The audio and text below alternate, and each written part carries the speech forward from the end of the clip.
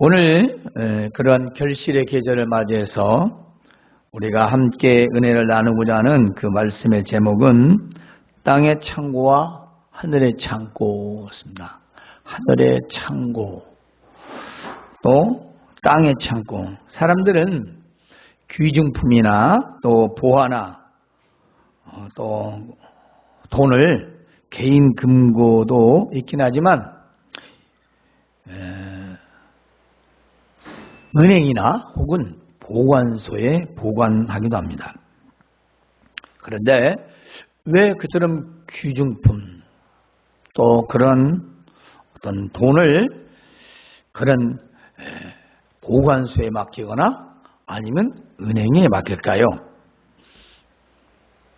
좀 더 안전하다고 생각하기 때문일 것입니다. 집도 웬만한 집에서는 자기 사금고가 있지만 그래도 어떤 기업에서 운영하는 그리고 전문적으로 운영하는 곳에 그래 맡기면 자기 집보다 훨씬 더 안전하다라고 생각하는 거죠. 자, 오늘 본문 말씀에서 너희 자신을 위하여 그렇습니다. 앞에 6장 16절부터 보면은 19절부터 보면은 바로 이 오늘의 말씀이 나온 이유를 우리가 한번 알아야 된다는 겁니다. 왜 도대체 너희는 무엇을 먹을까, 무엇을 마실까, 무엇을 입을까 이런 거 하지 마라. 그 너희는 왜 또 먼저 그 나라와 그 일을 구하라. 그럼 이 모든 것을 덤으로 주시겠다. 그리고 또 왜 내일 일은 염려하지 말라. 내일은 내일 일이 염려할 것이다. 이런 말씀이 나온 이유가 있단 말이죠. 도대체 그럼 우리는 뭘 어떻게 살아가는 것인가. 그리고 우리가 이 땅에서 먹고 마시고 입는 것 빼면 뭐가 있냐 이 말이에요. 그럼에도 불구하고 오늘 우리 예수님께서 우리에게 주시는 바 바로 무엇을 말씀하시는가를 우리는 이제 듣고자 하는 것입니다. 자, 우리가 19절부터 보면은 너희 자신을 위하여 그렇습니다. 여기서 너희를 위하라는 말은 나를 위하여 그 말이에요. 그러니까 이게 뭐 어떤 대중에다 하는 말이 아니고 나한테 각각 여러분 자신에게 하신 말씀이다 이 말이야. 개인적이에요. 이게 너희 자신, 너희라고 할 때는 불특정이죠. 그러나 너희 자신 그러면 나라는 게 지목되는 겁니다. 나를 위하여 그렇습니다. 자, 사람이 살아가는 건 다 나를 위해서 살아가는데 예수님께서는 너 자신을 위하여 보물을 땅에 쌓아두지 말라 그랬습니다. 뿐만이 아닙니다. 거기는 좀과 동록이 해하면서 좀이라는 건 다 아시죠? 그 다음에 동록은 녹이 쓴다. 왜 그랬을까? 옛날에는 동전 같은 것이 구리로 만들어졌기 때문에 또 은으로도 만들고 금으로도 만들고 이런 것들이 녹이 쓰고 좀이 들고 또 어떤 지폐 같은 것은 가죽이나 만든 것은 좀이 쓸어서 사가버리거든요. 그러니까 이 귀한 것을 대표해서 이제 보물이라 그랬습니다.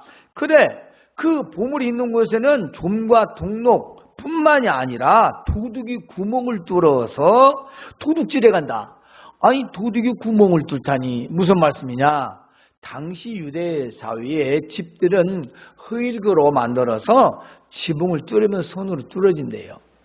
그러니까 지붕 어디나 집 안에 어디에 놓으면 다 구멍을 뚫어서 가져가 버린다는 거죠. 거다 금전, 은전 이런 귀한 보물들 이런 것들을 놓아봤자 도둑이 알고 가져간다는 거죠.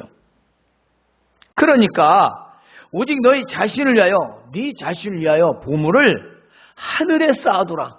자, 우리 하나는 보물, 하나는 하늘입니다.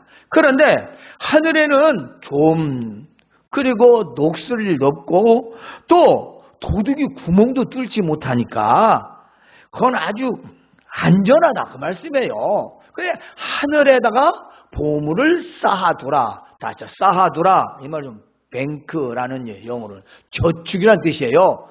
하늘에 저축하라. 땅에다 저축하지 말고 하늘에 저축하라. 요즘 언어로 말하자면 그렇습니다. 그리고 네 보물이 있는 곳에 네 마음도 있느니라. 자, 집안 어디에 귀중품을 숨겨놨으면, 보관해놨으면 거기에 마음이 가죠. 자, 요즘 여성들은 작은 그런 귀중품함이 있다고 그래요. 보물함도 있고, 결혼식 때 받은 거, 선물 받은 것들 보관 조금 하는 보관합니다. 근데 집에 문을 잠그고 안 잠그고 나왔어. 그럼 어찌겠어? 어머친데? 나 대문을 안 잠그고 나왔어? 아마 몇십 길을 갔을지라도 누구한테 연락을 하든지 자기가 가든지 대문 잠그라고 할 거예요. 왜 그러겠어요? 자기 귀중품이 거기 있으니까. 너무 당연한 거 아니에요. 그리고 우리 마음은 그 좋은 것, 귀한 것, 귀중한 것 있는 것에 우리 마음이 있을 수밖에 없다. 그 말입니다. 그래서 우리가 먼저 보물에 대해서 알아봅시다. 자, 이 보물은 무엇이냐? 세상에서 가장 좋은 보화와 재물 그리고 가치 있는 것들을 말해요. 보물, 보화, 그리고 재물, 그리고 가치 있다라고 생각하는 그 어떤 것. 자기만의 보물도 있는 거니까 남이 보기에는 하찮은 것보다도 자기가 볼 때는 아주 귀한 것들이 있어요. 이걸 보물이라고 합니다. 그러므로 귀한 보물들을 자기 자신을 위하여 가장 안전한 곳에 보관할지라도 그것은 좀과 동록, 도둑이 다 가져갈 수 있다. 자, 이게 무슨 말씀이냐면요. 아무리 좋은 것을 안전한 곳에 보관할지라도 세상에 있는 탐을 내는 사람들은 그걸 어떻게 하든지 어떤 방법을 사용해서라도 가져가려고 할 것이고 그걸 가져간다 그 말이에요. 그게 세상이에요. 그러므로 너희는 너희 자신을 위한 보화와 재물을 하늘에 보관하라. 하늘에 쌓아둬라. 그 말씀입니다. 거기는 좀이 그리고 동록이 쓸 일도 없고 뿐만 아니라 도둑이 거기는 가져갈 수 없는 곳이다. 즉 하늘의 창고에는 세상의 방법들로부터 안전하게 보관할 수 있다 그 말씀이죠. 자, 그러면요 보물을 어떻게 하늘에 쌓아두는 것인가? 천국 통장이라도 만들어야 되는 걸까요? 천국 통장 일리가 있네요. 천국 통장 그게 아니죠. 그것은 내가 소유하는 재물들을 하나님의 나라와 선하고 가치 있는 일에 사용해야 한다는 것입니다. 자, 우리가 저축한다라는 이 말, 쌓아둔다 이 말은 바로 하나님의 나라와 하나님의 일을 위하여 선하고 가치 있는 일을 위하여 사용한다 그 말입니다. 자, 쌓아두는 것과 사용은 반대입니다. 의미적으로 봐도 반대예요. 그러니까 저축이라고 하는 말을 세상의 선한 일과 가치 있는 하나님의 나라에 위한 투자. 그렇죠. 바로 투자라는 거죠. 사용이니까, 쓰는 거니까. 하나님의 나라를 위하여 쓰는 것이 곧 하나님의 그 나라에 있는 창고에 보관하는 거다. 그 말씀입니다.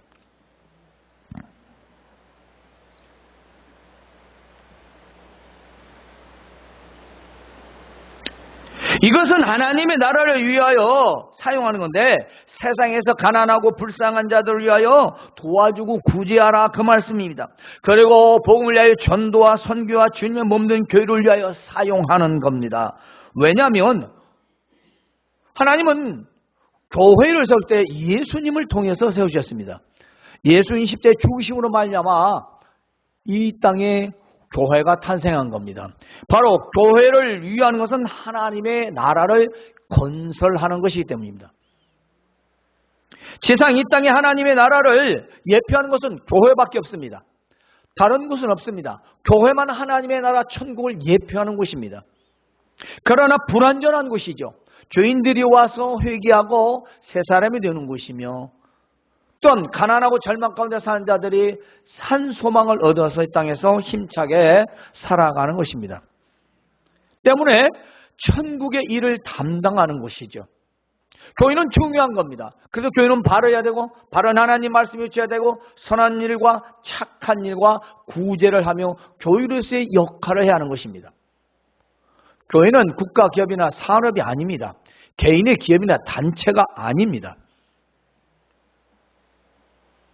교회는 하나님 나라의 일을 하는 곳이라는 것입니다. 그래서 하나님의 말씀인 성경을 기준으로 하고 이 여기에 나오는 모든 말씀을 통해서 우리가 다스림을 받고 그 말씀을 의지해서 살아가는 것입니다. 그래서 우리는 하나님 나라 백성이다 라고 말을 하는 거죠. 보물과 사람의 마음은요 불가분의 관계입니다. 뗄 수가 없습니다. 아무리 화가 난 아내도 말입니다. 남편이 좋은 보석의 반지나 폐물을 사주면 금방 풀리는 것들이 우리가 TV를 통해서 드라마나 혹은 여러 또 사람들 통해서 보면 쉽게 들을 수 있고 알 수가 있어요. 왜 그러냐? 부모는 그와 같이 사람 마음을 끌어가는 마력이 있어요. 물론 희소성 때문이기도 하지만 그것이 비싸고 좋으니까, 있어 보이니까, 사람들이 무시하지 않는 것 같으니까.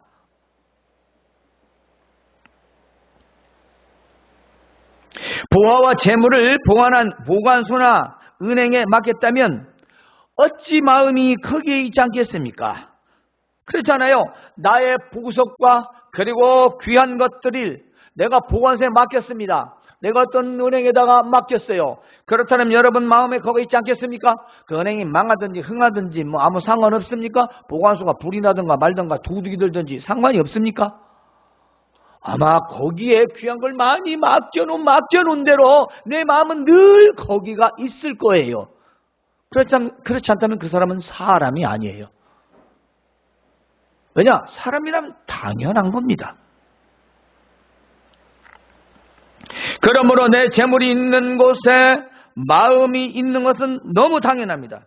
하지만 예수님은 이렇게 말씀하십니다. 몸의 등불이 눈이지 않느냐. 눈이 나쁘면 어두운 것을 볼 수 없지 않느냐. 그러나 눈이 밝으면 무엇을 본다? 그렇습니다. 이 재물이 나를 위하여 쌓는 것이 좋은지 나쁜지를 안다 이 말이요. 영적으로 눈이 밝아지면 재물을 나를 위하여 세상에 쌓을 것인가 나를 위하여 하늘에 쌓을 것인가를 알게 된다는 것입니다. 그러나 영적으로 눈이 어두우면 자기 자신을 위하여 계속 재물을 쌓고 자기를 위하여 무엇을 입을까, 무엇을 마실까, 무엇을 먹을까, 어떤 집에 살지, 어디를 구경 갈까 이런 것만 생각하고 돈을 모은다는 거예요. 왜냐? 눈이 어두워서 자기 몸을 보지 못하듯 눈이 어두워서 그 세상의 이치와 그 마지막 이치를 모르기 때문에, 즉 현실에만 눈이 밝고 미래에는 눈이 없기 때문에 자기를 위해 땅에 쌓는다는 것입니다.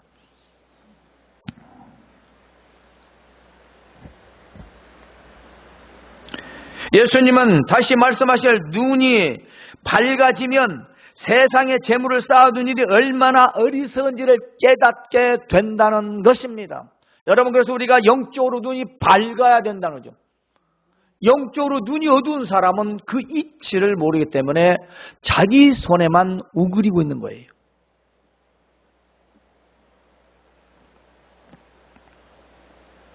뿐만이 아닙니다. 예수님은요, 두 주인을 섬길 수 없다라고 합니다. 자, 왜 여기서 두 주인이라고 했을까요? 돈이 있으면 나를 돈이 끌고 가요. 그것도 주인이에요. 하나님이 있으면 하나님이 나를 끌고 가요. 내가 하나님을 섬기면 하나님이 신이 되는 거고요. 내가 돈을 섬기면 돈이 신이 되는 거예요. 우리 마음에 무엇이 좌정하고 있느냐? 즉 우리 마음에 무엇을 품고 있느냐? 내가 무엇을 생각에 따라서 그것이 신이 된다는 겁니다. 이건 꼭 철학자의 말뿐만 아니에요. 우리 마음에 무엇이 있느냐에 따라서 그것이 신이 된다는 겁니다. 예수님이 그걸 아시고 하나님과 재물을 겸하여 섬길 수 없다라고 말씀하셨습니다. 오늘 우리 현대인들은 어쩌면 하나님과 돈을 겸하여 섬기는 것인지도 모릅니다. 우리가 한번 현대시대에 잘 생각해야죠. 너무나 돈이라는 것이, 재물이라는 것이 세상을 휘어잡고 있기 때문에 바로 이 만문 사상이 신앙과 비신앙에 관계없이 침투하여 흔들어 놓기 때문에 우리도 연약한 존재라 그럴 수 있다는 겁니다. 따라서 세상의 재물과 가장 가치 있는 것들을 하나님의 나라를 위하여 선하게 사용하라는 것입니다. 그러면 내 마음이 하나님 나라에 있을 수밖에 없다는 겁니다. 당연한 겁니다. 내가 하나님의 나라를 위하여 선하게 사용하고 있는데 내 마음이 어디 있겠어요? 우리가 아는 크리스찬 중에 연예인들 중에서 수십억씩을 정말 고아들, 가난하고는 해외 혹은 우리나라에 그들에게 후원합니다. 그들은 모든 벌어지는 것들을 얻는 수익을 거의 다 전셋집에 살면서 다 그들에게 투자합니다. 90억, 100억 이건 상상이 안 가는 돈이에요. 그들이라고 잘 먹고 잘 살고 싶지 않겠습니까? 근데 가치를 어디다 두었습니까? 이 땅에 쌓아둔 데에 가치를 둔 게 아닙니다. 그들은 은과 금과 보물에 대한 가치가 쌓아두는 데 있는 게 아니라 바로 쌓아두는 그 목적이 사용하는 데였습니다. 어디에? 가장 가치 있는 곳에, 선한 곳에.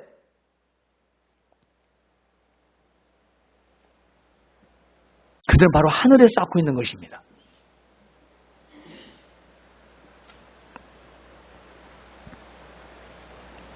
우리 마음이 하나님 나라에 있게 될 수밖에 없다는 것은 나의 가장 가치 있고 귀한 보물들이 다 하나님 나라에 사용하고 쓰여졌기 때문에 나는 늘 하나님 나라에 하나님께 내 마음이 당연히 있을 수밖에 없습니다. 그리고 하나님께서는 그 돈과 재물을 안전하게 지켜주시고 우리가 필요한 모든 것들을 덤으로 주시겠다고 약속하셨습니다. 야, 먹고 마시고 입는 거 그거 다 이방들이 구하는 거야. 나도 너희들이 그거 필요하다는 거 다 알아. 뭐 말씀하시잖아요. 아버지께서 그거 필요한 거 다 아신다 이 말이에요.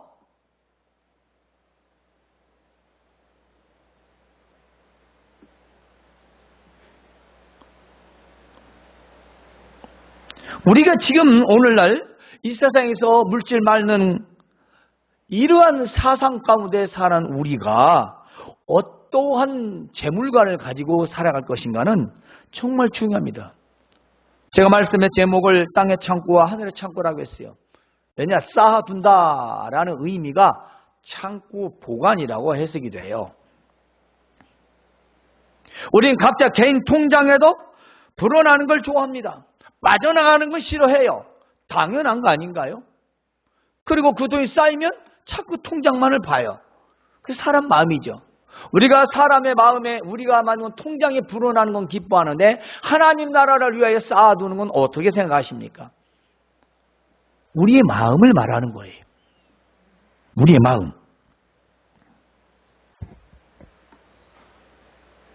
다시 말하면 나의 부하와 재물과 가장 가치 있는 일을 위해 사용하면 그 말입니다. 자, 내가 가정 물론 뭐 없으면 안 되겠죠. 내가 지금 내일 당장 끊기도 어려운데 하는 이야기는 아니잖아요.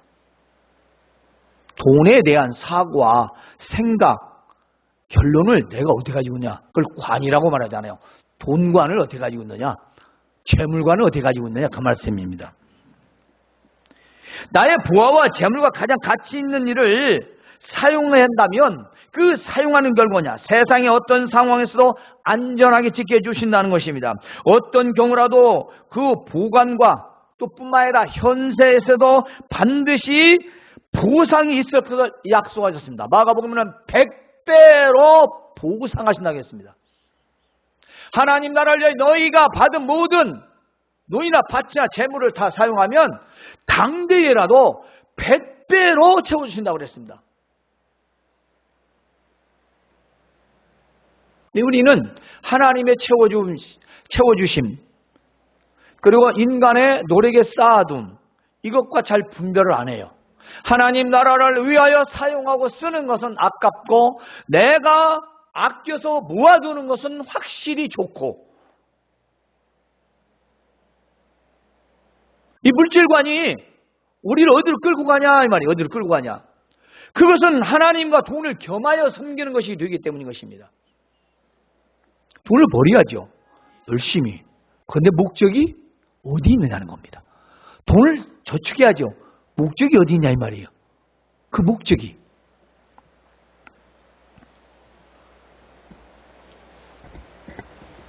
자신의 귀중한 것으로 하나님의 나라를 위하여 가치 있게 사용하는 자는 하나님께서 그 재물을 보호하시고 안전하게 지켜주신다는 것입니다. 자, 두 주인은요, 하나님과 재물입니다. 자, 사람은 누가 무엇이 마음에 자리 잡고 있느냐에 따라서 자신에게 신이 된다는 겁니다. 자, 그런데 예수님은요, 이방인들이 구하는 것을 좀 구하지 마라.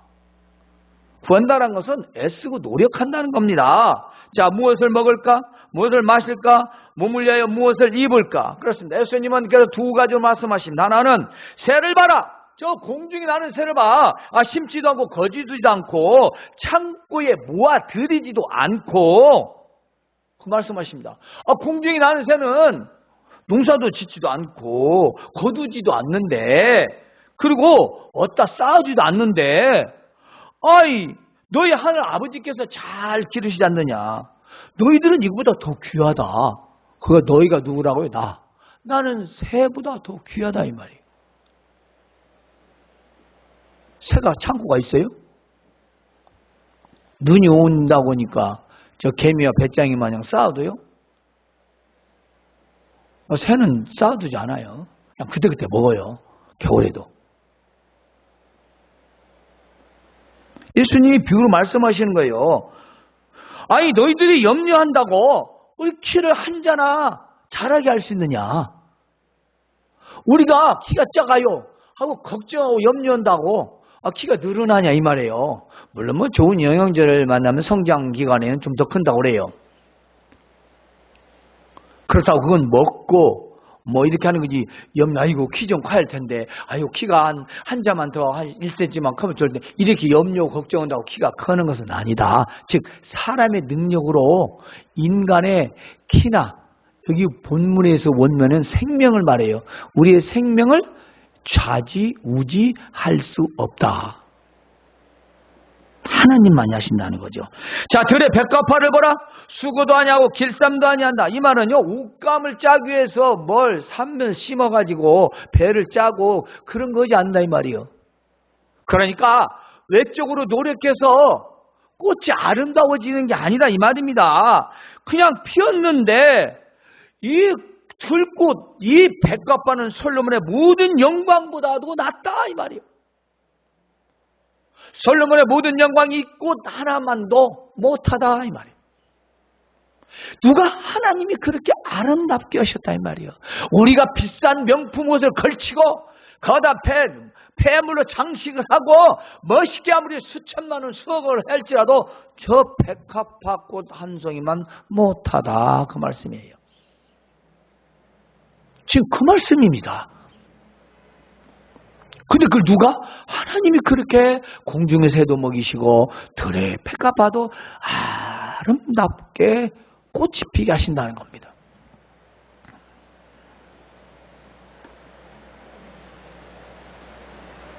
그런데 하나님에 대하여 인색한 자가 있습니다. 자기의 미래와 안락을 위하여 재물을 땅에 쌓아둔 어리석은 부자가 있죠. 누가복음 12장에 보면 말입니다. 자가 농사를 많이 지어서 얼마나 많이 수확했는데 창고가 없어 다시 창고를 내서 또 쌓고 또 저장하고 또 저장하고 몽땅 저장해 놨습니다. 그리고 이렇게 합니다. 이젠 만족이야. 대박. 참 좋다. 이렇게 많은 재물을 모아뒀으니 내 영혼아 이제는 편히 먹고 마시고 즐기자. 그때 이렇게 말하라. 이 어리석은 자여 오늘 밤에 네 영혼을 도로 가져가면 이 많은 재물이 네 것이 되겠느냐. 누가복음 12장 21절에 자기를 위하여 재물을 쌓아두고 하나님께 대하여 부요하지 못한 자가 이와 같으니라고 기록되어 있습니다. 자기를 위하여는 열심히 쌓아두지만 하나님의 나라를 위하여 부요하지 인색하고 사용하지 않은 자는 이 어리석은 부자와 같이 몽땅 쌓아두고 되대요? 죽을 때는 하나도 못 가져가. 인터넷에 이게 잠깐 뜬 걸 제가 한번 보았는데, 거기에 쓰는 게 나와요. 함두인가 아니니. 이게 뭐라고 해야죠? 자산 관리, 다시 재정을 정비해주는 그런 어떤 사람이 나와가지고 물어보는데 아마 땅이 강남에도 있고 굉장히 4채나 있고 집 많대요. 근데도 자기는 항상 돈에 대한 갈망이 있대요. 근데 그 사람이 해준 얘기가 당신 돈이 문제가 아니라 돈으로서의 만족감을 얻는 것이 뭐다. 상담사다. 심리 상담을 주더라고. 당신 돈을 아무리 많이 벌어도 다른 사람과 비교하면서 그 돈만 따라가지 자기 행복을 누린대요. 그러면 그 돈을 쌓아두는 목적이 뭐냐는 게 목적이 없대. 그냥 불안한 거예요. 돈을 모는 게 재미가 있대요. 미스 코리아 출신이라고 하더라고. 그러면 그분이 얘기했는데 이건 돈을 버는 게 아니라 사용하는 데가 있을 거 아니야. 목적이 없는 게 불안한 거예요. 쌓을 때도 계속 더 불안한 거예요. 참 내가 말씀 주면서 그 생각이 딱 떠오더라고. 사람이란 게 이 돈을 못 시작하면 자기 스스로 불안해지구나. 이제 모자라면 그 마음부터 해소를 해야 된다는 거죠. 아무리 쌓아도 못해요. 사용하지도 못하는데.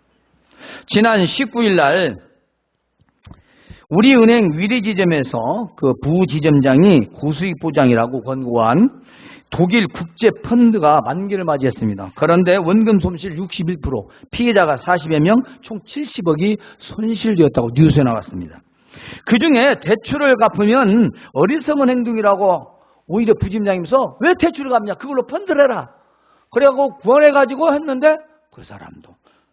또 한 사람은요, 한 여성인가 봐요. 평생 파출부로 일해서 모은 9천만 원인데, 그 9천만 원인데 1억이 모자라니까 1천만 원까지 빌려서 1억을 갖다 또 펀드를 했습니다. 그런데 그게 불과 2천만 원 좀 넘게 나고 다 손실돼 버린 거죠. 그래서 이들이 항의를 하니까 100%의 보상은 아니고 이제 금융감독원에서 결정이 나오면 그대로 해주는데 아마도 5대5 아니면 6대4 이 정도라는 거예요. 나머지 어떻게 하냐? 이제 재판해야 된다는 겁니다. 그런데요, 이 펀드를 고수익이라고 권유했던 그 부지점장은 무릎 꿇고 죄송하다는 말만 한대요.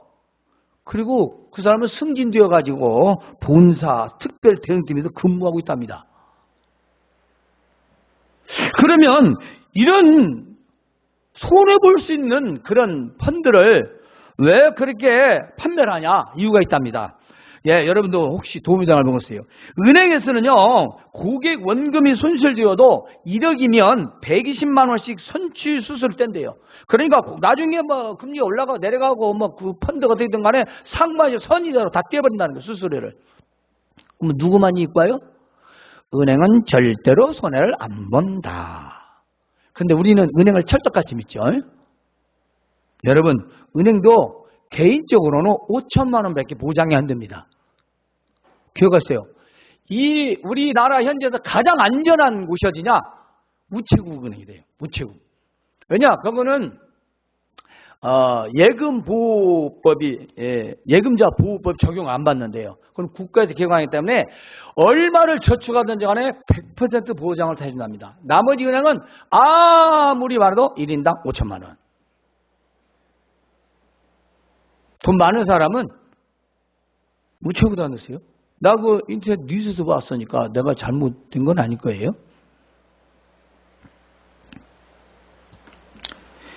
자, 보물과 돈을 안전하게 보관하는 것이 은행이라고 합니다. 하지만 때때로는 은행도 부도가 나고요.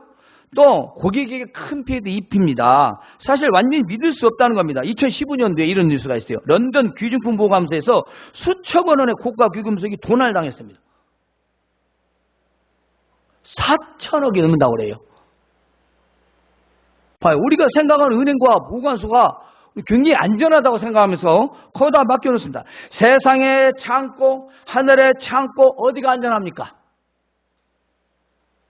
우리가 사람이 이성 생각하면, 목사님, 하늘에 통장 만들 수도 없는 거고, 집 팔아서 다 바치라는 겁니까? 뭡니까? 영적으로 눈이 어두면 그렇게 생각하겠죠. 우리가 돈을 모으는 진정한 이유, 그것이 하나님 나라를 위하여 내가 목표를 세우고 그 돈을 벌고 사업을 하고 일하고 모으면 세상에서 하나님께서 지켜주신다 그 말씀입니다. 손해나지 않게 금세에도 현세에도 보상이 되고 하나님 나라에 가도 상급이 있고 칭찬이 있다라는 겁니다. 손해볼 일이 아니다 이 말씀입니다. 그런데 기독교인들이 그렇지 않아요. 많지 않아요. 많지 않습니다. 자, 전도서 5장 13, 14절을 보면요. 내가 해 아래서 큰 패단이 되는 일이 있는 것을 보았는데 곧 소유주가 재물을 자기에게 해가 되도록 소유하는 것이라. 그 재물이 재난을 당할 때 없어지나니 비록 아들은 낳았으나 그 손에 아무도 없느니라. 이걸 현대인의 성경 우리가 알아듣기 쉽게 번역을 합니다요. 나는 또 하나의 다른 심각한 문제를 보았다. 사람들은 억척스럽게 돈을 모으고서도 그 돈으로 위험한 투기를 하여 일이 잘못되면 하루아침에 재산을 다 날려버린다. 그든 아들이 있어도 물려줄 것이 아무것도 없다. 세상 헛된 것에 돈 투기하지 말고 쓸데없는 돈 모아서 다른 일을 하게 돈 모으지 말라 이 말이에요. 하나님 나라의 일을 위하여 모으라 이 말이에요. 그 모은다는 건 열심히 노력하고 힘쓴다라는 거예요. 목적이 하나님 보실 때 얼마나 좋습니까? 너는 내 일을 하게 돈을 모으나? 그러면 모아서 다 쓰고 나는 거지같이 살아라. 그 말씀이겠어요? 아니잖아요. 이 모든 것에 덤으로 주신대잖아요. 덤으로 너 필요한 거 아버지께 다 하신대잖아요. 입는 거 먹는 거 마시는 거 사용할 거 쓸 거 다 아신다 이 말이에요. 근데 우리는 나 쓸 것부터 챙겨. 우리는 지금 뭔가 잘못됐다 이 말이에요. 설정이. 재물에 대한 설정이 잘못되면 이 땅에서 누려야 할 복들을 자꾸 은행 창고가 피어. 일이 터지고 모으면 이틀이죠. 절이 터지고 물질이 자꾸 새어나가요. 아무리 10년 20년 모아봤자 날마다 새어나는 길만 생겨 모아지들 않아요. 왜냐? 자기 탓인지를 몰라요. 자기 탓인지를. 기독교는 복종교는 아니지만 복을 받을 수 있는 종교는 맞아요. 정상적인 저는 복을 받으라 이 말이에요. 정상적인 복. 예, 정상적인. 우리의 최고 우선순위는 뭘까요? 그렇습니다. 너희는 무엇을 먹고 마시고 입을까 염려하는 이방인들처럼 살지 마라 이 말이에요. 그 이방인들이 그렇게 산단 말이에요. 최고의 우선순위가 먹고 마시고 입는 것, 쓰는 것, 자기 사용하는 것, 쾌락을 즐기는 것, 이런 건 다 이방인들이 하는 거예요. 하나님께서는 이 모든 것이 우리에게도 필요한 줄 아신다 이 말입니다. 그러니까 너희는 먼저 그 나라와 그 의를 구하라. 너희는 하나님께서 요구하시는 의로운 삶을 살아라. 우리가 의를 구한다는 게 뭐냐?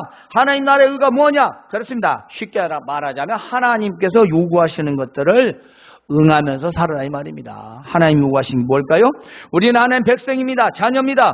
따라서 하나님이 원하시고 기뻐하시는 삶이 무엇인가 우리는 찾고 우리는 구하며 살아야 합니다. 하나님이 원하시고 기뻐하시는 삶이란 하나님의 말씀을 듣고 순종하며 사는 겁니다. 예수님께서 산상수훈에서 말씀하신 우리가 5, 6, 7장에 다 나와 있어요. 세상에서 천국 백성답게 소금과 빛으로 살면서 선하고 착하고 선하고 의롭게 살아야 한다는 것입니다. 남에게 베풀으라는 것입니다. 그리하면 이 모든 것을 너에게 덤으로 주실 것이다. 그렇습니다. 그렇게 살면 이 모든 것이 즉 먹고 마시고 입고 사는 의식주의 모든 것을 덤으로 주시겠다는 것입니다. 여러분, 우리가 의식주일에 필요한 것을 덤으로 받으려면 하나님이 요구하시는 삶을 살아야 합니다. 자, 덤이란 무엇이죠? 덤이라는 말은 반드시 어떤 물건을 사고 팔 때 더 얹혀주는 겁니다. 그러니까 무슨 말씀이냐면 물건을 사지도 않았는데 그냥 주는 것은 덤이 아니에요. 그건 서비스나 홍보 차원이에요. 덤은 내가 반드시 물건을 샀을 때 그 물건을 원값은 놔두고 그걸 더 주는 거죠. 자, 하나님께서 덤이라 오는 말씀 중에는 우리가 이 삶 속에 살아가는 우리의 삶의 모든 방식들이 하나님이 요구하신 방법을 따라 살아가면 우리가 구하고 원하지 않아도 하나님이 그냥 얹혀서 우리에게 필요한 것, 삶에 필요한 것 모든 것들을 공급해 주시겠다는 것입니다. 얼마나 좋습니까? 그러므로 내일 일을 위하여 염려하지 마십시오. 내일 일은 내일 일이 염려할 것이고 한낱 괴로움도 그날로 족하다. 그렇습니다. 가장 이 땅에서 심각한 것이 어떤 연예인이 그러대요. 걱정대출이라고. 걱정대출. 아직 앞에 일어나지 않는데 그 일 미리 당겨서 한때 우리 교회도 그런 분 있었죠. 내일 거 다음 달치 내년치 가을치까지 땡겨서 날마다 걱정만 하는. 예? 걱정 대출은 하지 마세요. 천국 대출은 하려는가 몰라도. 이 말씀은 이 땅에 사는 동안 내일이 어떻게 될 것인지 염려하지 말라는 겁니다. 또한 오늘의 괴로움도 오늘로 족하고 내일의 염려를 당겨서 염려하지 말라는 겁니다. 염려는 걱정은 불행을 낳기 때문입니다. 염려는 불행을 낳는다. 그러므로 우리는 내일의 염려와 걱정이 아닌 하나님께서 요구하시는 의로운 삶을 살아가시길 바랍니다. 이제 정리합니다. 나를 위하여 하늘의 보물을 쌓으라. 세상 사람들이 찾는 것들을 구하지 말고 먼저 하나님 나라와 의를 구하라. 그리고 내일 일을 염려하지 말라. 우리는 공중의 새와 들의 꽃보다 귀합니다. 그러니까 내일을 염려하지 말고 하늘 창고에 보물을 쌓으면서 하나님이 주시는 것들로 덤으로 받아 풍족한 삶, 그리고 즐겁고 행복한 삶을 살아가실 주님의 이름으로 축원합니다. 하나님 우리 아버지 하나님